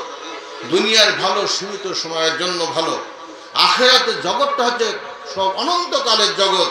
ওই জগতের ভালো আমাদেরকে কামনা করতে হবে। আল্লাহ রাব্বুল আলামিন একটা দোয়া আমাদের শিখিয়ে দিয়েছেন, দুনিয়াকে ছেড়েও দিতে বলেননি। হাজী সাহেবরা যখন হজ করতে যায়, আমার একটা হজ এজেন্সি আছে, আল ইনসাফ হজ ট্রাভেলস অ্যান্ড ট্যুরস, গত 11 সাল থেকে প্রতি বছর হজ ও উমরাতে যায়। দেখি তা হাজিদের জন্য একটা দোয়া খাস আছে, রুকনি ইয়ামিনী থেকে হাজরা আসওয়াদ পর্যন্ত হাজি যায়, যখন ওইখানে আসবে রুকনি ইয়ামিনীতে, তখন বললে রব্বানা আতিনা ফিদ দুনিয়া হাসানাতাও ওয়া ফিল আখিরাতি হাসানাতাও ওয়া কিনা আযাবান নার। একটা কত সুন্দর দোয়া আমাদেরকে শিখিয়ে দিয়েছেন যে, হে আল্লাহ, হে আমাদের রব, আমরা দুনিয়ার কল্যাণ এবং আখিরাতের কল্যাণ তোমার কাছে চাই। দুনিয়ার হাসানা আর আখিরাতের হাসানা। দুনিয়ার হাসানা, আপনি যে সুন্দরভাবে থাকতে চান, আপনার ছেলে মেয়ে সুন্দর হোক, ইমানদার হোক, বউ বেটি পর্দা বসে দেওয়া চলুক, আপনার সংসারে সুখ আসুক, অসুখ বিসুখ, বালা মুসিবত থেকে পরিত্রাণ, সবই দুনিয়ার হাসানা। আপনার সয় সম্পর্ক সব দুনিয়ার হাসানা। আর আখিরাতের হাসানা হচ্ছে জাহান্নাম থেকে বাঁচা, কবরে আযাব থেকে বাঁচার জন্য যে আমলটা করলে আপনি পরিত্রাণ পাবেন, সেই আমল করা। তা আপনি যদি পরিপূর্ণ ইসলামে প্রবেশ না করে আখিরাতের হাসানা চান, কোশ্চেন কালে হবে না। আল্লাহ বলেন আখিরাতে হুমুল খাসিরুন, সে আখিরাতে চরম ক্ষতিগ্রস্ত হবে, অর্থাৎ জাহান্নামের অতল গহ্বরে সে নিমজ্জিত হবে। আমি যদি আপনাদের প্রশ্ন করি, ভাই আপনার জাহান্নাম চান না জান্নাত চান, কোনটা বলবেন? জাহান্নাম না জান্নাত? তো জান্নাত চাইলে তো জান্নাতি আমল করতে হবে। আমি যদি জান্নাতে যেতে চাই তাহলে জান্নাতি আমল করতে হবে। সারা জীবন শয়তানিয়াতের পিছনে স্লোগান দিলেন, অমুক ভাইয়ের চরিত্র ফুলের মতো পবিত্র, আর নির্বাচিত হলেই চোরের চোর, বড় চোর, পুকুর চোর, তার কোনো খবর নাই। একটা সাধারণত দরিদ্র, মিসকিন, অনাথ, তাদের অর্থ, সরকারের বরাদ্দকৃত অর্থ যারা আত্মসাৎ করে, ওদের চরিত্র বা ফুলের মতো হয় না।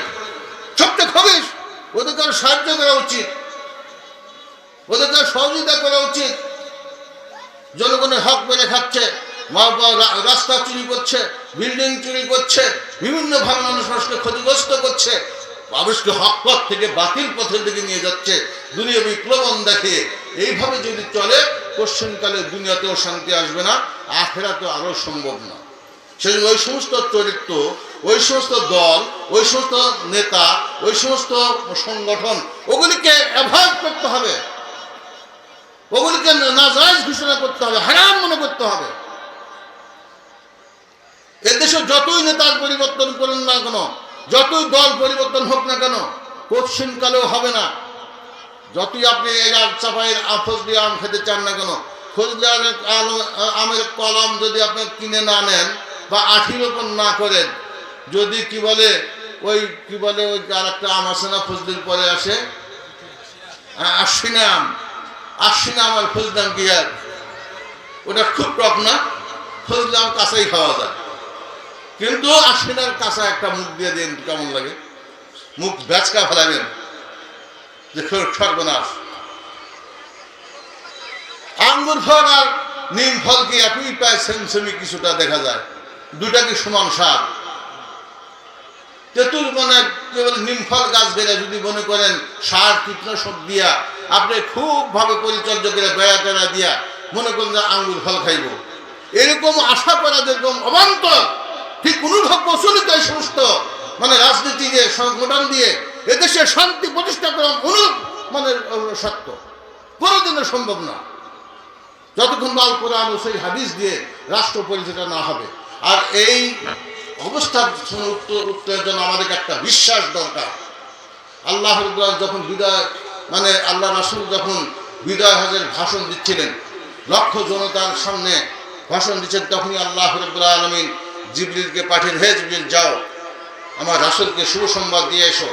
সূরা হচ্ছে মায়দা 3 নম্বর আয়াত, আল্লাহ রাব্বুল আলামিন বলেন আল-ইয়াওমা আকমালতু লাকুম দীনাকুম ওয়া আতমামতু আলাইকুম নি'মাতি ওয়া রাদিতু লাকুমুল ইসলাম দীনা।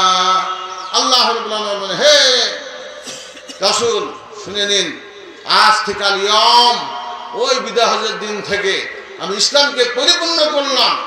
আল-ইয়াওমা আকমালতু লাকুম দীনাকুম ওয়া আতমামতু আলাইকুম নি'মাতি, আর ইসলামের মধ্যে যত প্রকার নিয়ামতের প্রয়োজন সবগুলো দিয়ে আল্লাহ রাব্বুল আলামিন পরিপূর্ণতা লাভ করলেন। ইসলাম নামক দ্বীনের প্রতি আল্লাহ রাব্বুল আলামিন সন্তুষ্ট প্রকাশ করলেন। সবাই বলে আলহামদুলিল্লাহ। সেই ইসলাম এখন আমাদের দেশে নাই, ইসলাম থেকে আমরা দূরে রয়েছি। আমাদের দেশে যত মুসলমান আছে তত তরিকার ফেরকা আছে। পীর সাহেব 1978 সালে সরকারি জরিপে বাংলাদেশে পীরের সংখ্যা ছিল ৭৮,০০০, ১,৭৮,০০০ পীর। ৭৮ সাল থেকে এ পর্যন্ত আরো বেশি হয়েছে না? নতুন নতুন মাজার দেখা যায় না? এগুলো আরো বৃদ্ধি পাইছে। তারপরে মাযহাব আছে, তারপরে আরো তরিকা আছে, এগুলো আছে। সবে যার যার তরিকা অনুযায়ী ফেরকা অনুযায়ী ইসলাম প্রতিষ্ঠা করতে চায়। আর একটা কম আছে আমরা আহলুল হাদিস, এরা কোরআন ও সহিহ হাদিস অনুযায়ী আমল করতে চায়। সালাত বলেন, সিয়াম বলেন, হজ বলেন, যাকাত বলেন, এইগুলি, কিন্তু আমাদের পূর্ণাঙ্গ ঈমান নাই। যার কারণে আমরা পূর্ণাঙ্গ দ্বীন প্রতিষ্ঠার জন্য আমরা মাথা চাড়া দিচ্ছি না, কোনো কথা মুখ খুলছি না, জবান খুলছি না। আমরা তাদের ওই প্রচলিত প্রথা অনুযায়ী, তরিকা ফেরকা অনুযায়ী তাদের ওই দল বা সংগঠনকেই আমরা সাপোর্ট দিয়ে চলেছি। এভাবে যদি চলি তাহলে হয়তো বা কারো দলে আপনাকে সন্নিবিষ্ট হওয়া যাবে, কিন্তু এখানে কোশ্চেন কারো আল্লাহর সন্তুষ্টি অর্জন করাও সম্ভব না। বাংলার জমিনে কোশ্চেন কারো ইসলাম প্রতিষ্ঠিত হবে না। ইসলামের নামে কোনো ব্যক্তি ক্ষমতা আসতে পারে, কিন্তু পূর্ণাঙ্গ ইসলাম আসবে না যতক্ষণ পর্যন্ত কোরআন ও সহিহ হাদিসের অনুসারী আহলুল হাদিস জামাত এবং কম যতক্ষণ পর্যন্ত ওই সংসদে কোরআন ও হাদিস নিয়ে দাঁড়িয়ে না যাবে ততক্ষণ পর্যন্ত পূর্ণাঙ্গ ইসলামের জমিনে আসবে না। সেজন্য আপনাদেরকে সতর্ক করে দিচ্ছি। আমরা আজকে কে চলে গেল, কে এটি আমরা খুশি হয়ে যাচ্ছি না, কে আসতেছে সেটাও ভাবা দরকার। মুদ্রার এপিটার ওপিট, আগেও যে নেতারা আসতো এই নেতাদের তাদের মধ্যে কোনো পার্থক্য নাই। যতক্ষণ পর্যন্ত নেতা পরিবর্তন করে লাভ নাই, নীতির পরিবর্তন না হবে, আদর্শের পরিবর্তন না হবে, প্রচলিত ওই সংবিধানের পরিবর্তে কোরআন ও সুন্নাহর সংবিধান প্রতিষ্ঠিত না হবে, ততক্ষণ পর্যন্ত আপনি এই দেশের শান্তি এবং সমৃদ্ধি সম্ভব না। আমি গত আমাদের ঢাকাতে তাবলিগ ইজতেমাতে বিগত সাবেক সরকার মাননীয় প্রধানমন্ত্রী শেখ হাসিনাকে লক্ষ্য করে বলেছিলাম যে সম্মানিতা প্রধানমন্ত্রী মহোদয়, আপনাকে দৃষ্টি আকর্ষণ করে বলছি, আপনি এত বড় মন্ত্রী পরিষদ, এত কিছু আছে, এত কিছু বাহিনী করছেন, র্যাব মিডিয়া আমার তো সব কিছুই আছে, কিন্তু এত কিছু দরকার হয় না। তারপরে আপনি মদ থেকে মানুষকে বিরত রাখতে পারছেন না, সুদ উঠাই দিতে পারছেন না, জেনা উঠে দিতে পারছেন না। 3-5 বছরের শিশু আজকে জেনা লিপ্ত হচ্ছে, ধর্ষিতা হচ্ছে অনেক মা বোন। এগুলোর জন্য আইন আপনি যতই চেষ্টা করেন না কেন, ততক্ষণ পর্যন্ত সম্ভব হবে না যতক্ষণ পর্যন্ত আল কোরআনের বিধান কার্যকরী না হবে। আপনি ঢাকার বুকে একজন চোর ধরে চোরের হাত কেটে দেন, একজন মদ্যপায়ীকে ধরে তাকে 80টা ডলা মারেন, একজন জুনাকারকে নিয়ে এখানে যে বাইতুল মোকাররমের সামনে কোমরের মধ্যে পিঠে পাথর মেরে তাকে দুনিয়া থেকে উৎখাত করে দেন। দেখেন বাংলার আনাচে টেকনাফ থেকে তেতুলিয়া কোথাও জিনা হয় কিনা, চুরি হয় কিনা, সুদ খায় কিনা, ব্যবচারী হয় কিনা, মদ খায় কিনা, ধরেন না কেন? আজও তো যে কোরআন এবং হাদিসের সংবিধান রয়েছে সৌদি আরবে, কাতারে, কুয়েতে, বাহরাইনে, সবখানেই তো সেখানে মধ্যে সেখানে দেখা যাচ্ছে কোরআন ও সুন্নাহর রাজ হয়েছে। আমরা হজে যাই, দেখা যায় হাজি সাহেবরা আমরা কিনতে গেলেও দোকানদার আর বেচতে রাজি নয়, কেননা যদি আজানের পরে দোকান খোলা থাকে তাহলে তাকে গ্রামা লাগাবে, 5000 গ্রামা সৌদি রিয়াল। একাধিক হলে তার দোকানকে সিলগালা করে দেওয়া হবে। তাহলে আইন করা আছে না? চুরি করলে কেউ চুরি করবে, দোকান কেউ খুলে দিয়ে দৌড়াচ্ছে, নামাজ সালাতে না গেলে খবর আছে, অতএব সালাতে দাঁড়িয়ে যাচ্ছে, সামনেই রাখেও রাস্তায় যায় নামাজ বিছিয়ে নামাজে দাঁড়িয়ে যাচ্ছে, কেননা নামাজ না পড়লে তো অসুবিধা, জরিমানা। আবার ওদিকে চোর যে চুরি করবো সিসি ক্যামেরা লাগানি আছে, যদি চুরি করার হাত কাটা যাবে, চুরিও হয় না। বুঝে আসছে? তারপর আমাদের সংবিধান, কোরআন ও সুন্নাহর সংবিধান বাদ দেয়া কত নেতা খেতারে ডেকা কত হয়রানি পরেশানি হচ্ছেন যে আসেন আমরা কিভাবে সুন্দর দেশ চালানো যায়। আজকে আমাদের বাংলাদেশের শিক্ষাবিদ ডক্টর ইউনূস তিনি যতই চেষ্টা করুন না কেন, উনি চেষ্টা করতেছেন এই মানে অবস্থা, কি বলে প্রশাসনিক ব্যবস্থা, অর্থনৈতিক ব্যবস্থা, শিক্ষা ব্যবস্থা, এগুলি ঢেলে সাজিয়ে যদি আর একটা ওই মানব রচিত শিক্ষা ব্যবস্থায় অর্থনৈতিক ব্যবস্থা এগুলি যদি আমরা পরিচালনা করি, পশ্চিমকালে এতে কোনো লাভ হবে না। যে লাউ সেই কদু, যে লাউ সেই কদু হবে। যতক্ষণ পর্যন্ত আল্লাহ মনোনীত দ্বীনের জীবন ব্যবস্থা আপনি ওখানে না বসাবো, ততক্ষণ পর্যন্ত যে কি বলে আইনের মায়ের কেস আছে, আইনের কিছু নাকি ফাঁক আছে। ব্রিটিশরা করে দিয়েছে আমাদের মধ্যে ঝগড়া কলহ লাগানোর একটা মানে আইন ব্যবস্থা। ওই ব্রিটিশ আইন ব্যবস্থাকে আমরা যতই আমরা চেষ্টা করি না কেন, ওই আইন পরিহার করে কোরআনের আইন প্রতিষ্ঠা করতে হবে। আল্লাহ বলছেন আস-সারিকু ওয়াস-সারিকাতু ফাকতাউ আইদাহুমা, চোর হোক আর চুন্নি হোক তার হাত কেটে দাও। আল্লাহর বিধান কাটেন না কেন? একটা দেখেন আর কেউ চুরি করে কিনা, কেসাস আছে, টাইম আছে, আচ্ছা ঠিক আছে, কেসাসের শরীয়তে কেসাসের বিধান আছে, দণ্ডবিধি কি, অপরাধ করলে কি বিধান হবে, তার কি শাস্তি হবে সে সম্পর্কে কোরআন হাদিসে সুন্দরভাবে উপস্থাপন করা হয়েছে। কিন্তু আমরা সেদিকে তো তাকাই না। এখন যদি আপনি কেউ জেনা করে দোলা মারেন, বলতে মৌলবাদী। আমাদের দেশে কিছু ওই ইংরেজদের পশ্চিমাদের ধ্বজাধারী আছে, তারা কিন্তু মানবতা বিরোধী কাজ করেছে। মৌলবাদেরা এরা রাজাকার, বিভিন্নভাবে তাদেরকে মানে তিরস্কার ভর্ৎসনা দেওয়া হয়, অথচ ওইটাই হচ্ছে মূল বিষয়। সম্মানিত হাজিরিন, আমরা আহলে হাদিস কম বা জামাত যারা আছি, আমাদেরকে বিশেষ করে এই ব্যাপারে আমাদেরকে বেশি অগ্রাধিকার ভিত্তিতে মানে সচেতন হতে হবে। এই কারণে যে আমরা কোরআন ও সুন্নাহ ছাড়া অন্য কিছু মানি না। কি ভাই, ঠিক না ভাই? ঠিক। আমরা কোরআন ও হাদিস মানি, আমরা যা কিছু করবো কোরআন ও হাদিসের আলোকে চাই। আর ওইটা যতক্ষণ না হচ্ছে ততক্ষণ দেশে শান্তি নাই। এজন্য এই ভূমিকে আহলে হাদিসদেরকে বেশি নিতে হবে। বুঝে আসছে? অন্য আসলে কেউ তার মা হানাফি হোক, শাফি হোক, মালিকি হোক, হাম্বলি হোক, তারা মাযহাব অনুযায়ী করবে, শিয়া হোক শিয়া তরিকা অনুযায়ী করবে, আর কাদিয়ানি হোক কাদিয়ানি ব্যবস্থা অনুযায়ী করবে। আর যারা বিজাতীয় মতাদর্শে আছে তারা তাদের বানোয়ার ধর্ম অনুযায়ী করবে। আর যারা আমাদের দেশে পীরতন্ত্রের লোক আছে, পীরতন্ত্ররা আজকাল রাজনীতিতে নেমে গেছে, তারা ওই পীর তরিকার ফিকহ অনুযায়ী বিধান অনুযায়ী এই দেশ পরিচালনা করবে। ওই দেশ কি সেইটা কি আর ইসলাম হতে পারে? কোশ্চেন কেন না? সেই জন্য সব হিংসা বিদ্বেষ ভুলে গিয়ে আমাদেরকে অগ্রগণ্য ভূমিকা পালন করতে হবে। আসো আল কোরআনকে হাতে নিয়ে কোরআন ও সুন্নাহর আলোকে আমরা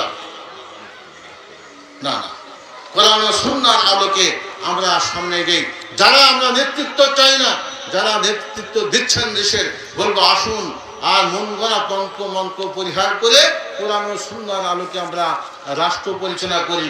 সেভাবে আমরা চলার চেষ্টা করি। ইনশাআল্লাহ দেশে শান্তি আসবে, সুখ আসবে, সমৃদ্ধ হবে। আমরা পূর্ণাঙ্গ ইসলামেও প্রবেশ করা আমাদের জন্য সহজ হয়ে যাবে। সম্মানিত হাজির, আল্লাহ রাব্বুল আলামিন বলেন, ওয়ানাজ্জালনা আলাইকা কিতাবান তিবয়ানান লিকুল্লি শাইইন।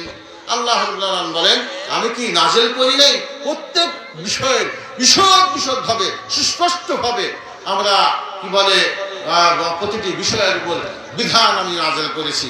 কিভাবে রাজনীতি, কি অর্থনীতি, কি সমাজনীতি, কি শিক্ষানীতি, সব ব্যাপারে আল্লাহ রাব্বুল আলামিন আমাদের দিক নির্দেশনা দিয়েছেন।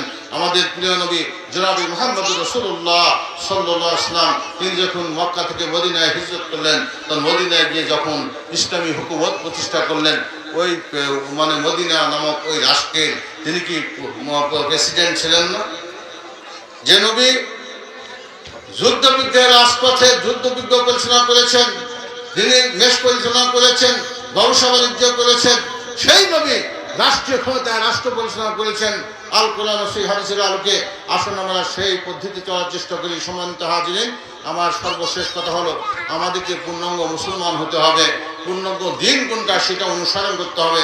পূর্ণাঙ্গ দিনের যে ধারক এবং বাহক প্রচারক যে সংগঠন এবং কি বলে প্রতিষ্ঠান, এগুলির সাথে আমাদেরকে সাথ দিতে হবে। বিশেষ করে মাদ্রাসা শিক্ষাগুলো, ওখান থেকেই কোরআন ও সুন্নাহর জ্ঞান অর্জন করা হয়। আমরা মাদ্রাসায় পড়েছি বিদায় দুটা কথা আপনাদেরকে শোনাইতে পারলাম। যদি মাদ্রাসায় না বলতাম তাহলে এতগুলো কথা বলা সম্ভব হতো না। সেজন্য দেখা যাচ্ছে আমরা চলে যাব, কিন্তু আমাদের ওই মাদ্রাসার যে ছাত্রছাত্রীরা থাকবে, ওরা যে কোরআন হাদিস পড়বে, ওদেরকে দিকে তাকালে, এতিমদের মাথায় হাত বুলালে সব, ওদেরকে দান করলে সব, ওদেরকে সাদকা করলে সব, ওদের ঘরে উঠে ওরা যা শিখবে, আপনি যখন দান করবেন, দান করার কারণে ওরা যে কোরআন ও হাদিস শিখবে এবং নিজেরা আমল করবে, আপনি কবরে শুয়ে শুয়ে সব পাবেন। পাশাপাশি ওরা যে বর্ণনা করবে, আলোচনা করবে, ওয়াজ করবে, করার কারণে যে আরো 10 জন হেদায়েতের রাস্তা খুঁজে পাবে, ওরা পড়লেও আপনারা অনুরূপ আলেম যেরকম সব পাবে, অনুরূপ সব আপনারাও কবরে শুয়ে শুয়ে সব পাবেন, সাদকায়ে জারিয়ার হকদার হবেন। কত একটা সুন্দর শিক্ষা ব্যবস্থা! এই শিক্ষা ব্যবস্থা আজকে অবহেলিত। এই শিক্ষা ব্যবস্থার জন্য আপনাকে আমাকে এগিয়ে আসতে হবে। আল্লাহ আমাদের আপনাদের সবাইকে কোরআন ও সুন্নাহর শিক্ষা ব্যবস্থার গুরুত্ব বোঝার তৌফিক দান করুন। আমিন। আমাদেরকে কোরআন ও সুন্নাহর শিক্ষা ব্যবস্থাকে সার্বিক সহযোগিতা করার তৌফিক দান করুন। আমিন। আমাদের মাঝ থেকে যারা বিদায় নিয়েছে, বিশেষ করে আমার বন্ধুবার মাওলানা তোফাজ্জল হক সাহেব ভাই বিদায় নিয়েছেন, আল্লাহ তাকে ক্ষমা করে দিন। আমিন। তাকে জান্নাত দান করুন। আমিন। আমাদের পিতামাতা আত্মীয় স্বজন যারা অন্ধকার কবরে শহীদ হয়েছে, ইয়া রাব্বুল আলামিন তাদেরকে ক্ষমা করে দিন। আমিন। তাদেরকে জান্নাত দান করুন। আমিন। আমাদেরকে শয়তানের রচনা প্রবঞ্চনা থেকে হেফাজত করুন। আমিন। আমাদেরকে ওহির আলোকে আমাদের সার্বিক জীবন পরিচালনা করার তৌফিক দান করুন। আমিন। বিভিন্ন বিষয়ের উপরে আলোচনা শ্রবণ করছেন। আমিও জ্ঞান এবং মেধায় অত্যন্ত দুর্বল, তারপরেও আমার সর্বোচ্চটা চেষ্টা করে আপনাদের সম্মুখে কোরআন এবং সুন্নাহ থেকে কিছু আলোচনা করার চেষ্টা করব ইনশাআল্লাহ। ওয়া মা তাওফিকি ইল্লা বিল্লাহ, তাওয়াক্কালতু আলাইহি উনিব। গতকাল আমার শ্রদ্ধেয় স্যার ডক্টর মোহাম্মদ মোসলেহউদ্দিন স্যার আলোচনা করেছেন। তোফাজ্জল হক সালাফিয়া মাদ্রাসা কমপ্লেক্সে আমার এর পূর্বেও একবার আসার সুযোগ হয়েছে, আলহামদুলিল্লাহ। একেবারে এই মাদ্রাসার যখন সূচনা লগ্ন ছিল সেই সময়, এতদিন পরে এসে এখানকার পরিস্থিতি দেখে আমি খুবই আনন্দিত। আল্লাহ রাব্বুল আলামিন যেন তোফাজ্জল হক সালাফিয়া মাদ্রাসাকে কবুল করেন, সকলে বলি আল্লাহুম্মা আমিন। আপনারা যে এখানে উপস্থিত আছেন, অনেক লোক বেশ বাইরে ঘুরে বেড়াচ্ছে। আপনারা নিজেদেরকে কি বোকা মনে করছেন এখানে বসে, নাকি যারা বাইরে ঘুরে বেড়াচ্ছে তারা বোকা? হ্যাঁ, কে বোকা? আচ্ছা দেখি, আমরা কোরআন হাদিস দিয়েই আমরা দেখি যে আসলেই বোকাকে। সবাই নিজের পক্ষ থেকে নিজেকে চালাক মনে করতে চায়, কিন্তু চালাক আর বোকার যদি আমরা মাপকাঠি দিয়ে মাপি, কোষ্টি পাথর দিয়ে মাপি, এই কোরআন এবং সুন্নাহ দিয়ে মাপি, তাহলে যে ব্যক্তি চালাক হবে সেই তো প্রকৃত চালাক, নাকি নাকি সন্দেহ আছে? আচ্ছা, আল্লাহ নবী মুহাম্মদ সাল্লাল্লাহু আলাইহি ওয়াসাল্লাম বলছেন, যদি কোনো ব্যক্তি একটি সকাল অথবা একটি সন্ধ্যা আল্লাহর রাস্তায় ব্যয় করে, লা গুদওয়াতুন ফি সাবিলিল্লাহ আও রাওহাতুন খায়রুম মিনাদ দুনিয়া ওয়া মা ফিহা, যদি কোনো ব্যক্তি একটি সকাল অথবা একটি সন্ধ্যা আল্লাহর রাস্তায় ব্যয় করে, তাহলে আসমান এবং জমিনের মধ্যে যা কিছু আছে তার থেকে একটি সকাল এবং একটি সন্ধ্যা ব্যয় করা তার চেয়ে বেশি উত্তম। বলুন সুবহানাল্লাহ। যারা আলোচনা শ্রবণ করতে এসেছে, এসে দোকানে ঘুরে বেড়াচ্ছে, তারা কি এই ফজিলতের অন্তর্ভুক্ত? তাহলে এই ফজিলতের অন্তর্ভুক্ত কারা? যারা আপনারা এখানে বসে আলোচনা শ্রবণ করছেন। তাহলে এই হাদিসটা মনে হয় একটু দুর্বল মনে হলো আপনাদের কাছে, তাই না? আর একটু ব্যাখ্যা করি। ঢাকা শহরে 1 বিঘা জমি কিনতে যান, কয় টাকা দাম নেবে হিসাব করতে পারবেন? এই গোটা বাংলাদেশ বিক্রি করলে কয় টাকা দাম হবে? 1 বিঘা করে জমি বিক্রি করবেন, কত দাম হবে? গোটা পৃথিবী বিক্রি করবেন, কয় টাকা হবে? এর মধ্যে যত খনিজ পদার্থ রয়েছে, সোনা দানা যা আছে, তেল কয়লা যত রকমের খনিজ পদার্থ আছে, সব কিছু আপনি বিক্রি করে দিলেন, কয় টাকা হবে হিসাব করতে পারবেন?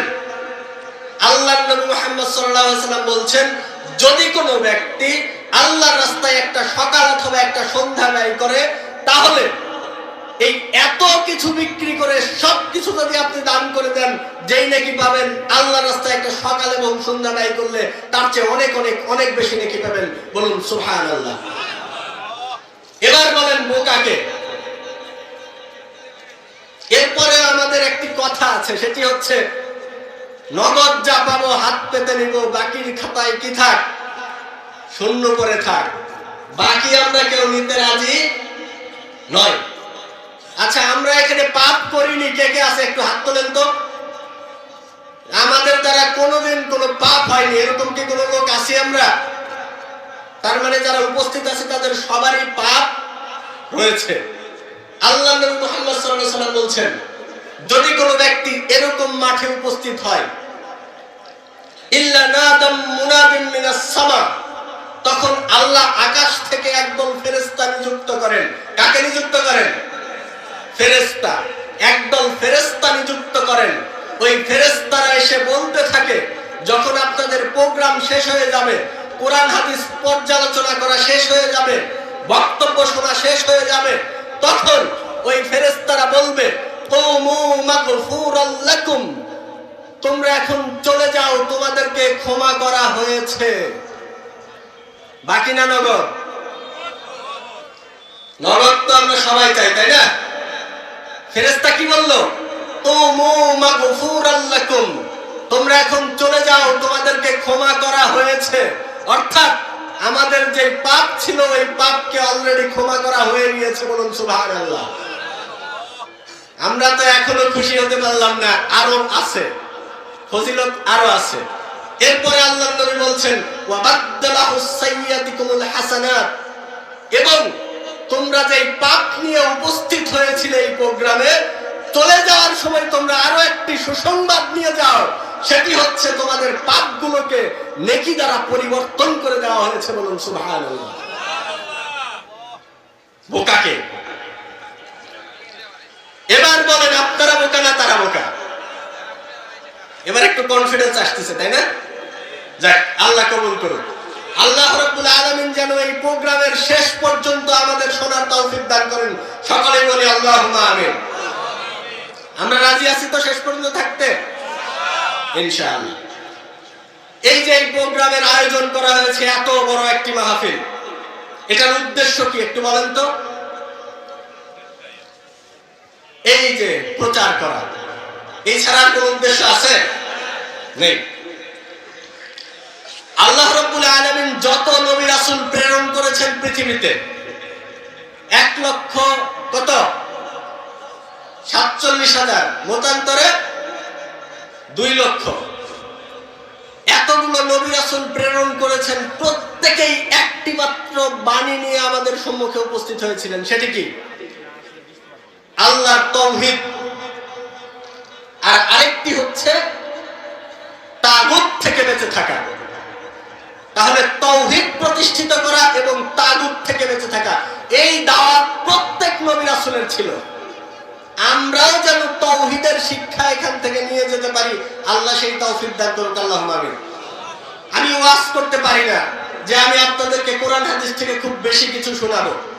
আমি শুধু আপনাদের মনকে একটু জাগ্রত করতে চাই, আপনাদের স্পৃহা আরেকটু বৃদ্ধি করে দিতে চাই, আপনাদের সচেতনতা বোধ আরেকটু জাগ্রত করতে চাই।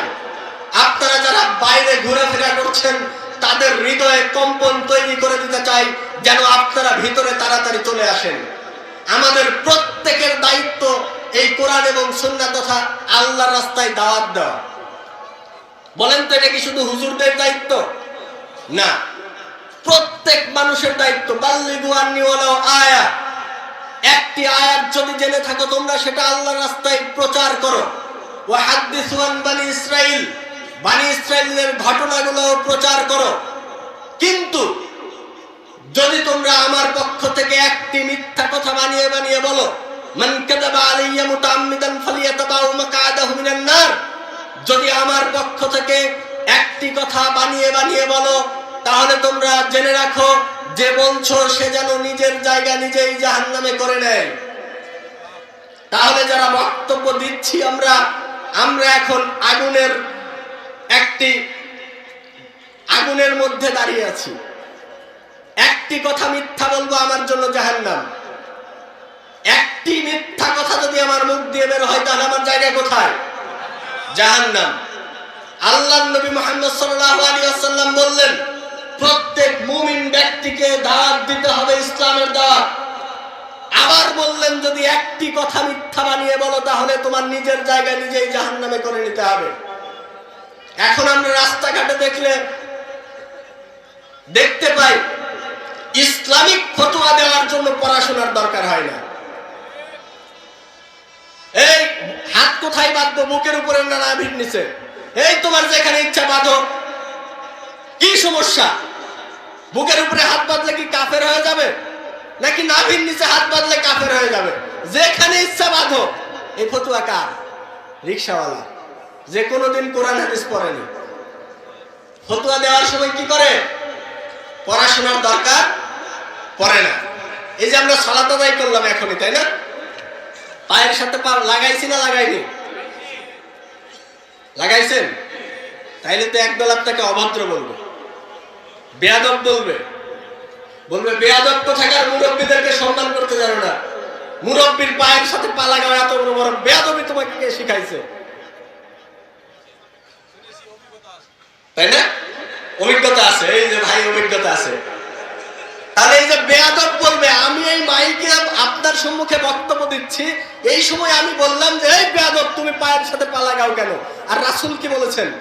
আল্লাহ রাসূল বলেছেন, মান সাদ্দা ফুরজাতান ফি সাফফা, যে ব্যক্তি পায়ের সাথে পা মিলিয়ে দেবে, রাফাহুল্লাহু বিহা দারাজা, আল্লাহ ওই ব্যক্তির মর্যাদা কি করবেন? বৃদ্ধি করে দিবেন। ওয়া বানা লাহু বাইতান ফিল জান্নাহ, ওই ব্যক্তির জন্য আল্লাহ জান্নাতে একটি ঘর নির্মাণ করবেন।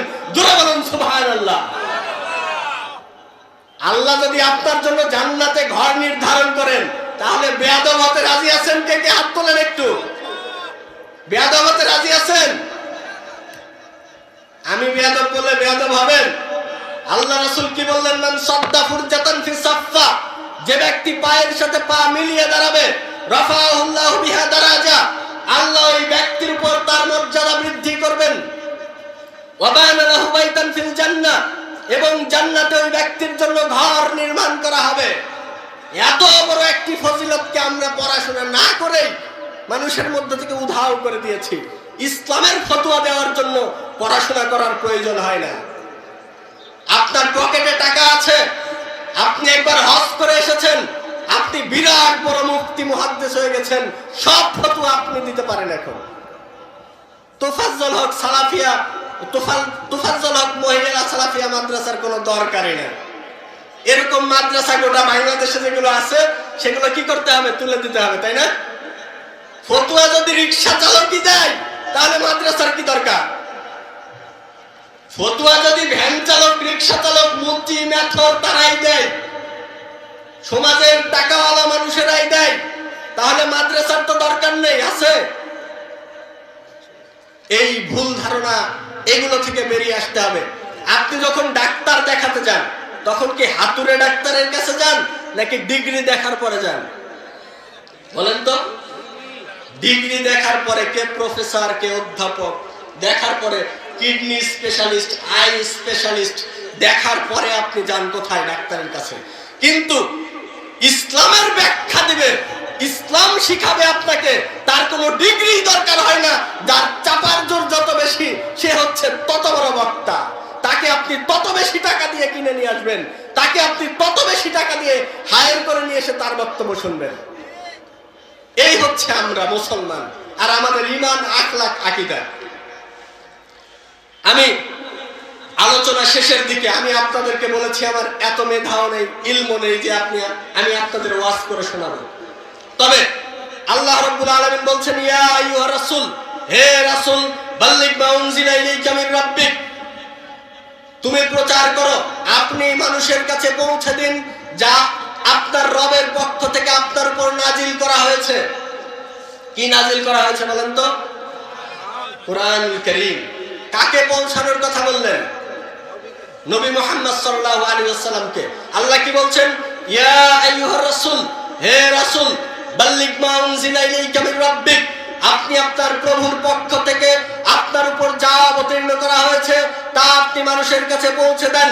ওয়া ইন লাম তাফআল ফামা বাল্লাগতা রিসালা, যদি আপনি তা না করেন তাহলে আপনি মনে রাখবেন আপনি রিসালাতের দায়িত্ব পালন করলেন না।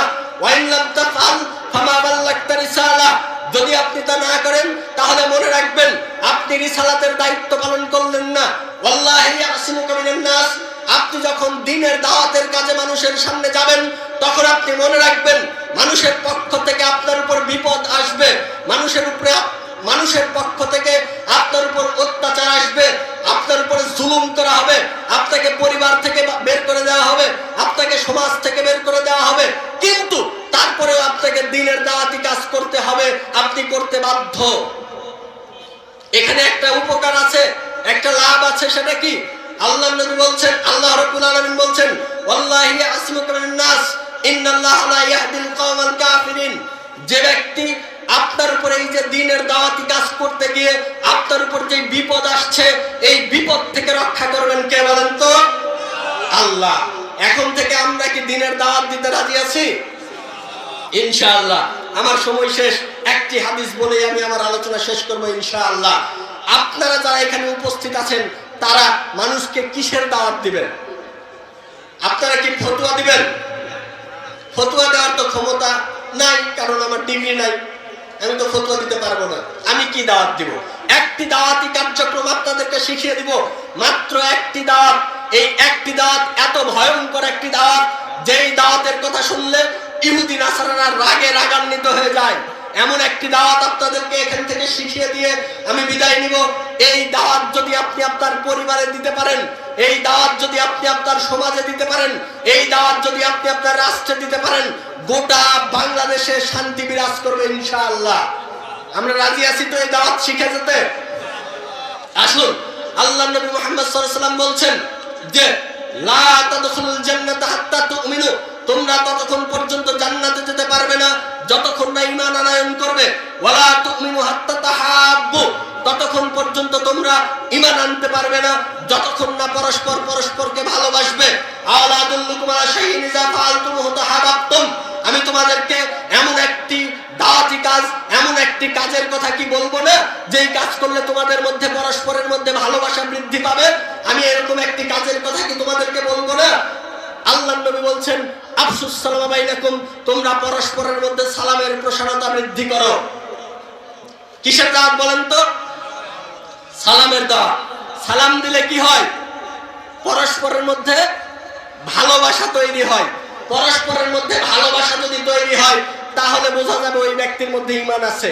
আর ঈমান যদি কোনো ব্যক্তির মধ্যে থাকে তাহলে বুঝতে হবে যে ওই ব্যক্তি কোথায় যাবে? কোথায় যাবে? জান্নাতে। আল্লাহ নবী বলছেন লা তাদখুলুল জান্নাতা হাত্তা তুমিনু, ততক্ষণ পর্যন্ত তুমি জান্নাতে যেতে পারবে না যতক্ষণ না ঈমান আনয়ন করবে। ঈমান না আনলে জান্নাতে যেতে পারবেন? পারবেন না। ওয়ালা তুমিনু হাত্তা তাহাব্বু, আর ভালো না বাসলে আপনার ঈমান থাকবে না। আপনি আপনার ভাইয়ের সাথে দ্বন্দ্ব করছেন, ঝগড়া করছেন, আপনার মধ্যে ঈমান নেই। পরিশেষে আমি আপনাদেরকে বলছি এই একটি দাওয়াত আপনারা নিয়ে যাবেন, সেটি হচ্ছে আমরা যেন প্রত্যেকেই, আমার স্ত্রী, আমার সন্তান, আমার পিতা, আমার মাতা, আমার ভাই, আমার পরিচিত, আমার বন্ধু, আমার বান্ধব, আলামান আরাফতা ওয়া মান লাম তারিফ, যাকে আমি চিনি আর যাকে আমি চিনি না, প্রত্যেকেই আমরা সালাম দেব ইনশাআল্লাহ। পারবো না? পারবো না বলেন? আজকে এই প্রোগ্রাম থেকে আপনাদের উপর একটি কার্যক্রম দিলাম, সেটা হচ্ছে এখন থেকে প্রত্যেককে আমরা সালাম দেব ইনশাআল্লাহ। আল্লাহ আমাদের সেই তৌফিক দান করুন, আমিন সুম্মা আমিন, রব্বিক ফিরলি আমিন। পরিশেষে বলি আল্লাহ রাব্বুল আলামিন তোফাজ্জল হক সালাফিয়া মাদ্রাসাকে কবুল করুন এবং এখান থেকে যেন যে মেয়েগুলো পড়াশোনা করবে তারা আদর্শ সন্তান হিসেবে গড়ে উঠতে পারে, এই তৌফিক আল্লাহ রাব্বুল আলামিন দান করুন। আসসালামু আলাইকুম ওয়া রাহমাতুল্লাহি ওয়া বারাকাতুহু।